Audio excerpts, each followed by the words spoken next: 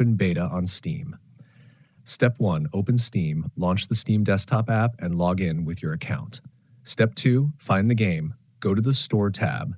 In the search bar, type Call of Duty Black Ops 7. Select the version labeled Open Beta or Call of Duty HQ, which hosts all recent COD titles. Step 3, start the download. Click Play Game or Install if preload is available. Choose your install location and confirm. Steam will begin downloading the beta files. Size may range between 25 to 45 gigabytes. Step 4, prepare for launch. Once installed, Steam will automatically verify the files. Ensure your GPU drivers and Windows updates are up to date. You can also enable shader pre-caching in Steam for smoother gameplay. Step 5, play the open beta. After the download completes, click play in your Steam library.